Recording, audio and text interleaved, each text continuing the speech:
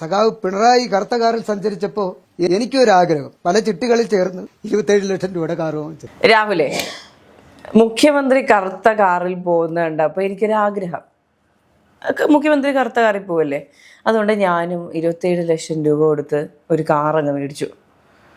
എന്നിട്ട് എനിക്ക് സ്ഥാനാർത്ഥിത്വം തന്നു, ഞാൻ MLA ആയിട്ട് ആവാൻ വേണ്ടിയിട്ട് മത്സരിച്ചു. ആ മത്സരിക്കാൻ വേണ്ടി പ്രചാരണത്തിനായിട്ട് എൻ്റെ 27 ലക്ഷം രൂപയുടെ കാറ് ഞാൻ വിൽക്കേണ്ടി വന്നു. എന്നിട്ട് നിങ്ങൾ എന്നെ തോപ്പിച്ചു കളഞ്ഞില്ലേ? മോശമാണോ? മോശം, വളരെ വളരെ മോശം. വളരെ മോശം. അതും 25 വർഷം MLA ആയിരുന്ന എന്നെ നിങ്ങൾ തോപ്പിച്ചു. ആരുടെ തെറ്റ്? ജനങ്ങളുടെ തെറ്റ്. ജനങ്ങളുടെ തെറ്റ്. അപ്പൊ അദ്ദേഹം കരയുന്നതിൽ തെറ്റുണ്ടോ? അല്ല, അദ്ദേഹത്തിനെ പറ്റി അദ്ദേഹത്തിന്റെ ഒരു ക്വാളിറ്റി നമ്മൾ മനസ്സിലാക്കണം. അദ്ദേഹം ഒരു കാമുകനാണ്. അദ്ദേഹത്തിന്റെ കാമുകി എന്ന് പറയുന്നത് ഗണേഷ് കുമാറല്ല, 5000 കാമുകന്മാരല്ല. ഇത് കായലാണ്, ശശാങ്കോട്ട കായൽ എന്ന കേരളത്തിലെ ഏറ്റവും വലിയ ശുദ്ധജല തടാകം. PSC ക്വസ്റ്റ്യൻ ആണ്, ഏറ്റവും വലിയ ശുദ്ധജല തടാകം ഏതാണെന്ന് ശാസ്താംകോട്ട. അതിനെ പ്രണയിച്ച അതിന്റെ ഒരു കാമുകൻ ആര്? അതെ, അദ്ദേഹമാണ് പറഞ്ഞത്. അദ്ദേഹം മുഖ്യമന്ത്രി ഇൻസ്പയർ ആയിട്ട്, മുഖ്യമന്ത്രി കറുത്ത കാർ വാങ്ങിക്കുന്നു, എനിക്കൊരിക്കട്ടെ ഒരു കറുത്ത കാറ് വാങ്ങിക്കുന്നു, കറുത്ത കാറിൽ സഞ്ചരിക്കുന്നു. പക്ഷെ ജനങ്ങള് മുഖ്യമന്ത്രിയെ തോൽപ്പിച്ചതുപോലെ ഇദ്ദേഹത്തിനെയും തോൽപ്പിച്ചു എന്നാണ് അദ്ദേഹം പറയുന്നത്.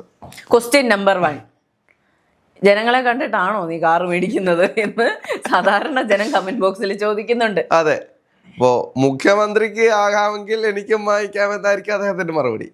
അതിനേക്കാൾ ഉപരി ഒന്ന് ആലോചിച്ച് നോക്കണം. ഇനിയും MLA ആയി തുടരും, ജനങ്ങൾ എന്നെ MLA ആക്കി വെക്കും, എനിക്ക് വീണ്ടും കറുത്ത കാറിൽ സഞ്ചരിക്കാനുള്ള സമയവും സാഹചര്യവും ഒക്കെ ഉണ്ടാകുമെന്നുള്ള പ്രതീക്ഷ അദ്ദേഹത്തിന് ഉണ്ടായിരുന്നെങ്കിൽ അദ്ദേഹം അത്തരത്തിൽ പ്രവർത്തിക്കണമായിരുന്നു. 25 കൊല്ലം ഒരു നാട്ടിലെ MLA ആയിരുന്ന ഒരാൾ, ഒരു നാടിനെ നയിച്ചൊരാൾ, അയാൾ കൊണ്ടുവന്ന വികസന പ്രവർത്തനങ്ങളാണ് ഏറ്റവും കൂടുതൽ ചർച്ചയായത്. ശാസ്താംകോട്ട പോലെ അല്ലെങ്കിൽ കുന്നത്തൂർ പോലെ ഒരു ഇടതുപക്ഷ മണ്ഡലത്തിൽ 25 കൊല്ലമായിട്ട് മത്സരിച്ച് തോൽവി മണത്തിട്ടുണ്ടെങ്കിൽ ഒന്ന് ആലോചിച്ച് നോക്കൂ. എന്തുകൊണ്ടാണ് അദ്ദേഹം തോറ്റതെന്ന് അദ്ദേഹം ചിന്തിക്കണ്ടേ? അദ്ദേഹം മാധ്യമങ്ങളുടെ മുന്നിൽ പൊട്ടിക്കരയുന്നൊരു സാഹചര്യം നമ്മൾ കണ്ടു. എന്താണ്? അദ്ദേഹം മുഖ്യമന്ത്രിയെ കണ്ട് വാങ്ങിച്ച 27 ലക്ഷം രൂപയുടെ കാറ് വിൽക്കേണ്ടി വന്നു. അതെ, ഒരു തെരഞ്ഞെടുപ്പിന് പണം വേണം. പണമില്ലെങ്കിൽ അത് എങ്ങനെ കണ്ടെത്തണമെന്ന് അറിയാവുന്നത് കൊണ്ടല്ലേ 25 കൊല്ലമായിട്ട് MLA ആയിട്ട് മുന്നോട്ട് പോകുന്നത്. ആദ്യമായിട്ട് മത്സരിച്ച് തോൽക്കുന്ന ഒരാളാണെങ്കിൽ നമുക്ക് പറയാം, ശരി, ആദ്യമായിട്ട് മത്സരിച്ച് കയ്യിലുള്ളത് മൊത്തം വിറ്റ് പറക്കി തോറ്റുപോയി എന്ന് വേണമെങ്കിൽ പറയാം. ഇതല്ലല്ലോ. 25 കൊല്ലം ഒരു മണ്ഡലത്തിൽ നിന്ന് ആ മണ്ഡലത്തിനെ നയിച്ചു കൊണ്ടുപോയിട്ട് ഒരാള് 25ാമത്തെ കൊല്ലം ഒരു കാറ് വാങ്ങിച്ചിട്ട് മുഖ്യമന്ത്രിയെ കണ്ട് ഞാൻ ഒരു കാറ് വാങ്ങിച്ചു, ഒരു കൊച്ചു മുഖ്യമന്ത്രിയാണെന്ന് വിചാരിച്ചു പോയി. ജനങ്ങൾ വെച്ചോണ്ടിരിക്കുവോ? ഇതാണ് അവിടെ സംഭവിച്ചത്. മറ്റൊരു മുഖ്യമന്ത്രി ഉണ്ടായിരുന്നു. നമ്മൾ ഈ തെരഞ്ഞെടുപ്പിന് ശേഷമുള്ള എല്ലാവരുടെയും ഈ പറഞ്ഞ ഇടതുപക്ഷത്തിലെ എല്ലാ ആൾക്കാരുടെയും പ്രതികരണങ്ങളൊന്ന് ശ്രദ്ധിക്കണം. അതിൽ തുറന്ന തോൽവി സമ്മതം എന്നുള്ളൊരു ഫാക്ടർ അതിൽ കാണുന്നില്ല. ജനങ്ങൾ തോൽപ്പിച്ചു. ഈ ഇലക്ഷൻ റിസൾട്ട് പൂർത്തിയാകുന്നതിന് പറയാത്തവരുണ്ട്. M സ്വരാജ് ഇട്ട പോസ്റ്റ് കണ്ടിരുന്നില്ലേ? ജനങ്ങൾ അരാഷ്ട്രീയവാദികൾ. ഇതിനകത്ത് ഒരാളെ നിങ്ങൾ കണ്ടിട്ടുണ്ടോ? പലരും എല്ലാവരുടെയും മുഖങ്ങളെങ്കിലും കണ്ടിട്ടുണ്ടോ? ഒരാളെ നിങ്ങൾ കണ്ടിട്ടുണ്ടോ? KB ഗണേഷ് കുമാർ എന്ന് പറയുന്ന കേരളത്തിന്റെ ഗതാഗത മന്ത്രിയുടെ മുഖം, അദ്ദേഹത്തെ നിങ്ങൾ കണ്ടിട്ടുണ്ടോ? എവിടെയാണെന്നൊരു പിടിയുമില്ല. പത്തനാപുരത്തെ ജനങ്ങളെ ഉണ്ടത് മാത്രം. എനിക്ക് പത്തനാപുരം ഇല്ലാതെ ജീവിക്കാൻ പറ്റത്തില്ല. അയ്യോ എന്റെ പത്തനാപുരം. എന്തീ പത്തനാപുരം? ഏറെക്കുറെ തോൽവി ഉറപ്പിച്ചതിന് ശേഷം ആ ഓഫീസിൽ നിന്ന് ഇങ്ങനെ ഇറങ്ങി കാറിൽ കയറി പോകുന്ന ഒരു അവസാന ഒരു ഗ്ലാൻസ് ആണ് അദ്ദേഹത്തെ. ഞാൻ 1-2 പേരോട് ചോദിച്ചപ്പം ദുബായില് പോയെന്ന് പറഞ്ഞു. തോറ്റന്റെ പിറ്റേ ദിവസം തന്നെ ദുബായിക്ക് പോയി എന്നൊക്കെ പറയുന്ന വാർത്തകൾ. നാട്ടുകാരുടെ മുഖത്ത് നോക്കുന്ന എന്റെ പത്തനാപുരം. എനിക്കറിയാത്ത ജനങ്ങളുണ്ടോ പത്തനാപുരത്ത്? എനിക്ക് വോട്ട് കുത്താത്ത ജനങ്ങളുണ്ടോ പത്തനാപുരത്ത്? ബേസിക്കലി തോറ്റ MLA മാരുടെ എല്ലാം പ്രശ്നം എന്ന് പറയുന്നത് സിറ്റിംഗ് MLA മാര് തോറ്റതിനെ പറ്റിയാണ്. ഇവർക്കെല്ലാം ഉണ്ടായിരുന്ന ഒരു ഓവർ കോൺഫിഡൻസ് ഉണ്ട്. ഇപ്പോൾ പല പേരെടുത്ത് പറയുന്നില്ല, പലർക്കും ഞാൻ അവരെ അങ്ങ് ഇതാക്കി, റാണിയാക്കി, എൻ്റെ മണ്ഡലത്തെ ഞാനങ്ങ് രക്ഷപ്പെടുത്തി എന്നൊക്കെ അവകാശവാദം ഉന്നയിച്ച് ഞാൻ ചെയ്യുന്നതെല്ലാം ശരിയായിരുന്നു, ഐ ഗേവ് ദ ബെസ്റ്റ് എന്ന് വിചാരിച്ചിരുന്ന ഒരുപാട് പേരുണ്ട്.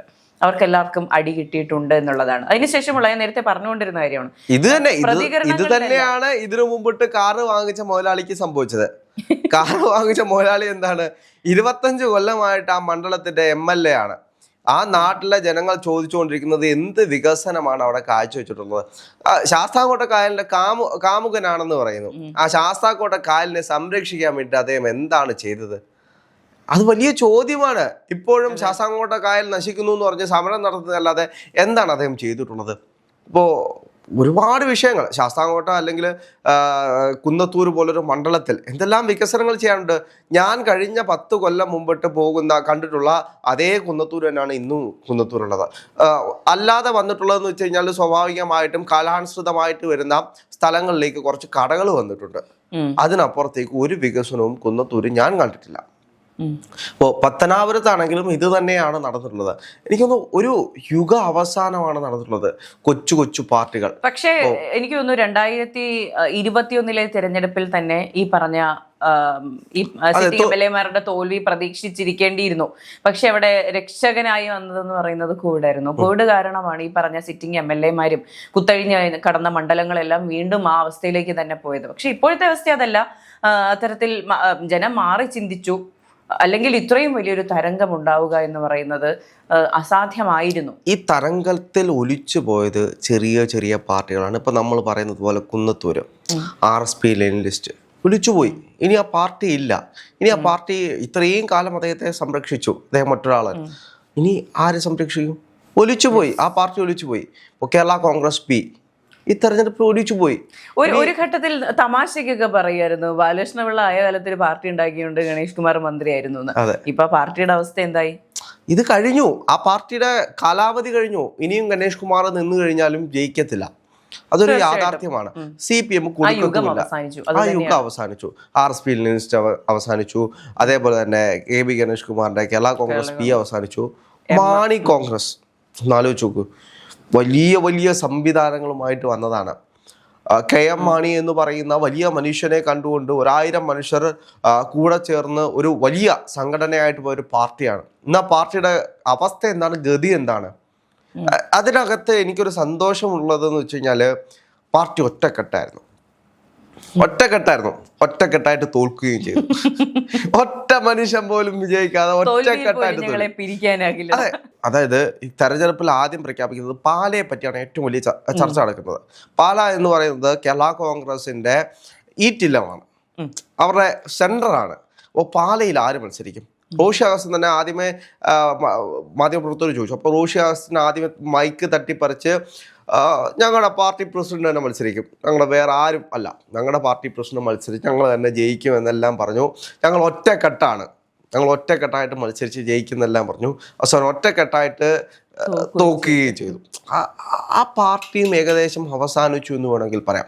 അതായത് ഇങ്ങനെയുള്ള ചെറിയ ചെറിയ പാർട്ടികൾ അവസാനമായിരുന്നു. ഇനി അവർ എങ്ങനെ മുന്നേക്ക് വരും? 5 കൊല്ലം അധികാരമില്ലെങ്കിൽ എങ്ങനെ മുന്നോട്ട് വരുമെന്നാണ് പറയുന്നത്. CPM പോലും അവരെ സംരക്ഷിക്കാൻ കഴിയാത്ത സാഹചര്യത്തിൽ എങ്ങനെ ഈ ചെറിയ ചെറിയ പാർട്ടികളെ സംരക്ഷിക്കും? പണമുണ്ടെങ്കിലേ ഇവർക്ക് അധികാരമുള്ളൂ. 5 കൊല്ലം കഴിയുമ്പോഴത്തേക്ക് ഈ ചെറിയ ചെറിയ പാർട്ടികളെ ഏറ്റവും വലിയ പ്രശ്നമെന്ന് പറയുന്നത് അധികാരം ഉണ്ടായതുകൊണ്ട് കടിച്ചു പിടിച്ചു നിൽക്കുന്ന ആളുകളാണ് കൂടുതലുള്ളത്. ഗണേഷ് കുമാറിന്റെ കൂടെ ഇങ്ങനെ സഹയാത്രികളായിട്ട് ആളുകൾ എന്തുകൊണ്ടാണ് നിൽക്കുന്നത്? ഓ തമ്പ്ര എന്ന് വിളിച്ചുകൊണ്ട് പണം കൊടുക്കാനുണ്ട്. അല്ലെങ്കിൽ വലിയ പ്രത്യയ ശാസ്ത്രത്തിൽ തൂങ്ങിപ്പിടിച്ചിരിക്കുന്ന പാർട്ടികളായിരിക്കണം. പക്ഷെ ഈ പറഞ്ഞ ഈ പാർട്ടികൾക്കൊന്നും നിലപാടുകളില്ലല്ലോ. നിലപാടുകളില്ലാത്ത പാർട്ടികളാണ്. അപ്പം കാണുന്നവനെ അപ്പ എന്ന് വിളിക്കും, പണത്തിന് മേലിൽ പരുന്നും പറക്കത്തില്ല. ഇതൊക്കെയാണ് ഇവരുടെ താത്വിക അവലോകനം എന്ന് പറയുന്നത്. അതുകൊണ്ട് എന്താണ്, ഒരു തെരഞ്ഞെടുപ്പിൽ ഇവിടെ നിൽക്കും, അടുത്ത തെരഞ്ഞെടുപ്പിൽ അവിടേക്ക് ആടും. അവിടെ നിന്ന് ഈ തെരഞ്ഞെടുപ്പ് അപ്പുറത്തുള്ളവരാണ് ജയിക്കാൻ പോകുന്നെങ്കിൽ 5 കൊല്ലം കഴിയുമ്പോഴത്തേക്ക് ഇപ്പുറത്തോട്ട് ചാടും. ഇതാണ് സംഭവിച്ചുകൊണ്ടിരുന്നത്. ഈ തെരഞ്ഞെടുപ്പിലും കേരള കോൺഗ്രസ് മാണി വിഭാഗത്തിന് ഇപ്പുറത്തേക്ക് ചാടാനുള്ള ഒരുപാട് അവസരങ്ങളുണ്ടായിരുന്നപ്പോൾ പിണറായി വിജയനാണ് വിട്ടിയത്. നമുക്കറിയാവുന്ന പോലെ റോഷി അഗസ്റ്റിനെ ഇവരെല്ലാം ചേർത്തുകൊണ്ട് പിണറായി വിജയൻ പറഞ്ഞു, ജോസ് കെ മാണി ജോസ് മോനെ നീ ഇപ്പുറത്ത് പോവുകയാണെങ്കിൽ ഞങ്ങൾ പുതിയ സംഘടനയായിട്ട് ഇപ്പുറത്തോട്ട് പോകും, നീ ഒറ്റയ്ക്കായി പോകും. അപ്പോൾ അത് അദ്ദേഹത്തിന് വലിയ ദോഷം ചെയ്യുമെന്ന് അദ്ദേഹത്തിന് അറിയാവുന്നതുകൊണ്ടും ആ പാർട്ടി ഇല്ലാതാകുമെന്ന് അറിയാവുന്നതുകൊണ്ടും അദ്ദേഹം അവരോട് തന്നെ ചേർന്ന് നിന്നു. അവസാനം എന്താണ് സംഭവിച്ചത്? ഒറ്റക്കെട്ടായിട്ട് തോറ്റു. ഇനി എങ്ങനെ ഈ മാണി കോൺഗ്രസിനെ CPM സംരക്ഷിക്കുമോ? എനിക്ക് തോന്നുന്നില്ല ഒരിക്കലും സംരക്ഷിക്കുക. CPM സംബന്ധിച്ച് CPM ചേർന്ന് പോയിട്ടുള്ള ചെറിയ മുന്നണികളെല്ലാം CPM ലയിച്ച ചരിത്രം മാത്രമേ ഉള്ളൂ. BJP പോലെയാണ് CPM. BJP സംബന്ധിച്ച് നമ്മൾ നോക്കിക്കഴിഞ്ഞാൽ എല്ലാ മുന്നണികളും ചെന്ന് ചേരും. അവസാനം BJP ലയിക്കുക മാത്രമേ ഉള്ളൂ. ഈ പാർട്ടികൾ ആരും അവിടെ നിന്ന് വളർന്നൊരു സംവിധാനത്തിലേക്ക് എത്തുന്ന സാഹചര്യമല്ല. പക്ഷെ കോൺഗ്രസിലേക്ക് വന്നു നോക്കൂ, കോൺഗ്രസിൽ വന്നു കഴിഞ്ഞാൽ ആ പാർട്ടികൾക്ക് അവിടെ നിന്ന് വളരാനുള്ള ഒരു സാഹചര്യമുണ്ട്. മുസ്ലിം ലീഗ് എന്തുകൊണ്ടാണ് കോൺഗ്രസിനോടൊപ്പം തന്നെ നിൽക്കുന്നത്? വേറെ ഏതെങ്കിലും പാർട്ടിയിൽ പോയി കഴിഞ്ഞാൽ വളരാനുള്ള സാഹചര്യമില്ല. അവിടെ തന്നെ വർഗീയ പാർട്ടി എന്നൊരു ചാപ്പ കൂടി അവർക്ക് കുത്തിക്കൊടുക്കും. UDFിനോടൊപ്പം നിൽക്കുമ്പോൾ ഒരു മതേതര മുഖം ലഭിക്കും. അതേപോലെ തന്നെ ആ പാർട്ടിയെ അവിടെ കൊണ്ട് വളർത്താനുള്ള എല്ലാ സാഹചര്യവും ഉണ്ടായതുകൊണ്ടാണ് ഈ പാർട്ടികളെല്ലാം ഇവിടെ നിൽക്കുന്നത്. അപ്പോൾ എന്തു തന്നെയാണെങ്കിലും ഈ തെരഞ്ഞെടുപ്പിൽ നമ്മൾ കണ്ടതാണ് ചെറിയ പാർട്ടികളെല്ലാം ഒലിച്ചു പോകുന്നത്. അതിൽ മുഖ്യമന്ത്രിയെ കണ്ട് കാറ് വാങ്ങിച്ചവന്റെയും എൻ്റെ മാത്രം